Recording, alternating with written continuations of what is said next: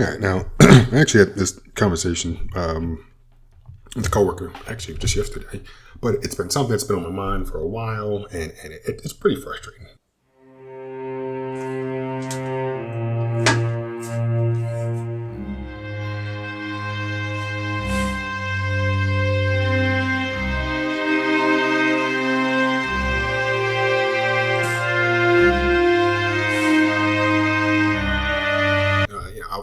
I'll be honest, I'm going to reuse some of the stuff that I've already done because the point still applies. And hopefully the title of the video will insinuate the fact that there are plenty of us who just enjoy technology or really just anything. I mean, it's just like, hey, I enjoy this or this product or this creation. I mean, yeah, whether it's man-made or not, it's still, there's a certain beauty to it.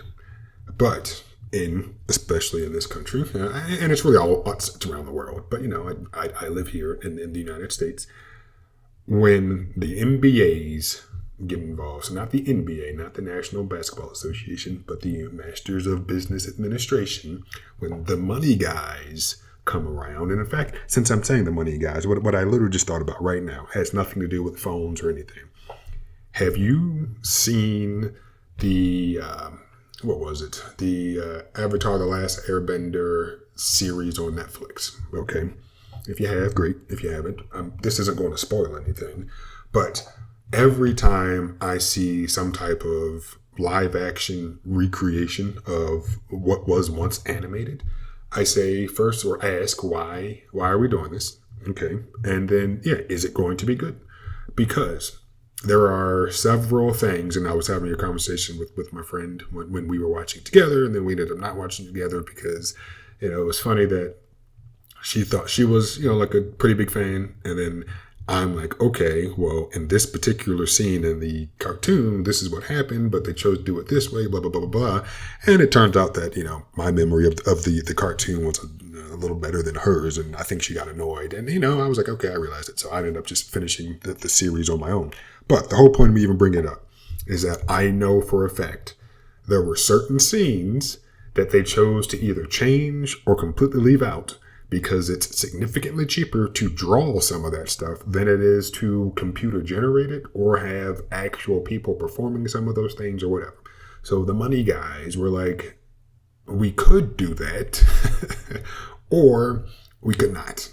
And that will save us, millions of dollars for this 25 seconds worth of footage or whatever it is, But yeah, when the money guys get involved, things change. And that's the point of this particular video. So I've definitely uploaded a few screen grabs of the Vergecast. I listened to almost all of their episodes, so there's a lot that they say. And I figured that even though this, I agree with what David is about to say, I wanted to just pull up a couple of examples after he says what he says, and then we can end the video. Hopefully this won't be too long. So let's hear what David has to say, and then I'll give my few examples. Early 2000s, like, this is great. This is what I was here for the whole time. Can I just say one more thing on this before we leave this subject? One of the things I have been paying a lot of attention to, and I'm well aware that this is like a giant generalization, but it has really jumped out to me in reading some of these court documents so far. Like, a thing you hear a lot from people in and around the tech industry is that, like, if you want to believe that in the early days of the tech industry, it was like a bunch of well-meaning hippies who just like wanted to make the world a better place, and then that eventually got morphed and ruined, they all blame the MBAs. They're like a bunch of people like graduated from Harvard Business School and came here because they thought that's where the money was, and they changed the culture and they ruined everything. And like, boy, does that ring true when you read some of these documents. Like, to your point about these people being ice cold, it's like, these are the MBAs. These are the people who are like, oh, you want to build a cool product? I don't care. That's not interesting to me. Like, we're in charge of this money machine. Yeah, like, make us money. And like, that is the thing that runs Silicon Valley now. And it's just very hard because Google does such a good job of. Yeah. So right there, I mean, they have, insight as journalists and talk to a bunch of people and, historical this, historical that, whatever. But yeah, like, as a consumer, you see it. And, while I was listening, I wanted to make sure, like, I don't forget. When I was having the conversation with my coworker yesterday, one of the things that I brought up, because we were talking about phones and, we were talking about supported Bluetooth codecs and the fact that Samsung and Apple don't support certain ones. And I said, well, yeah, they don't have headphone jacks. And he said, yeah, that's because everybody uses Bluetooth headphones now. Why is that the case? Because the device manufacturers took the headphone jack away. So for your phone, that's the device that you primarily use when listening or consuming music or video. And, when you want to hear something, yeah, you're going to sometimes use the speaker, but other times you're going to want to have some type of personalized experience so that other people aren't hearing what you listen to. And he just flat out said, oh yeah, well, there's no headphone jack because people use Bluetooth. I feel that it's the opposite. I mean, it's not a 100% inverse statement, but it's more people use Bluetooth because they took the headphone jack away, not they took the headphone jack away because people use Bluetooth. And even if there were a ton of people using Bluetooth in the past and, definitely in the present, that doesn't mean you have to take away something that some people are still going to use. So on my Zen phone, I still use the headphone jack. Heck, these wired Apple earpods, not AirPods, but earpods that I'm wearing, yeah, when I'm talking on the phone, I use these. So clearly I am not, and I know I'm not the only person that uses wired headphones still. But that was a business decision. Think back to the iPhone 7. Oh, we are taking away the headphone jack. Hey, look, we will now sell you a solution to a problem we just caused. Now, at the same time, yes, back then you still got a pair of headphones in the box and you did have the Lightning headphones that you could have plugged in. And I think they even included a Lightning to 3.5 millimeter dongle for, I want to say, part of the sale of the iPhone 7, and then also for part of the sale of the iPhone 8, I believe. Don't quote me, but back then. But now, no, you get the phone, you get a charging cable, that's it. And of course, no headphone jack. And if you want to spend $20 to buy some headphones, you can. And kudos to Apple for still selling them. You can buy them in the regular 3.5 millimeter variant, the Lightning variant, or the USB-C variant. And the Lightning variant only works for iPhones / iPads. 2, USB-C is not created equal. So I have a USB-C version of the earpods, and on my Apple products, they work perfectly fine. But on my non-Apple products, they still work. But when talking on the phone, several people have said, I'm having a hard time hearing you. So clearly, whatever's happening at the digital level isn't the same when I plug those headphones into a non-Apple product. Listening is usually fine, but actually speaking is sometimes So that was a business decision that people, or a group of people made in the company. Hey, let's make the phone probably cheaper to make because we're removing some hardware, but then sell them something more expensive than what they are currently using. So business decision. Cool. Also, still talking about the headphone jack. Apple says, oh, we don't have room. Right now, just so you know, the iPhone sold only in this country don't have a physical SIM card slot anymore. Around the world, they still do, but not in this country. Business decision to, make the phone probably a little cheaper to make. And then, yes, I'm going to say that's another way to lock people in. If you have an eSIM on an iPhone or even an Android device, I don't know right now if there's a true easy way to transfer an eSIM from one operating system to the other. Within the operating system, yeah, it's fine. Yeah, but to cross, I don't know how easy that is at this particular point in time. But it shouldn't be something you have to be worried about because for years, I've been able to simply just take my SIM card out and pop it into another phone. No problem. In fact, just did that last night. I actually signed up for Mint Mobile. I wanted to give that a try. So yeah, just took my existing SIM card out. In fact, I had this phone right here has 2 physical SIM cards or 2 physical SIM slots. Took out my secondary one, popped in that Mint Mobile one, and yeah, we'll see how things are. But another business decision. And for them to say, however many years ago, oh, well, we didn't have enough room to put a headphone jack in the iPhone at that time. Phones have gotten bigger since then. And heck, right now, which I don't think I have not seen a teardown of an iPhone 16, but an iPhone 15, again, in this country, you pop that thing open, and where the SIM card slot or the tray used to be, right now there's just a piece of plastic there, a little spacer, just occupying the space. At least for the 15, for the 16, don't know. But I can imagine it's the same thing, because for the other variants of the iPhone sold around the world that still have SIM card slots, that space just still needs to be there. And the little connectors on the motherboard, or the traces, or whatever you want to call them, instead of them having something on it, i.e. the actual thing to receive the SIM card, it's just nothing there. So there's room for headphone jacks. I guess that's the whole point I'm trying to make. But from a business standpoint, why would they ever put it back on the device when people are buying AirPods like hotcakes?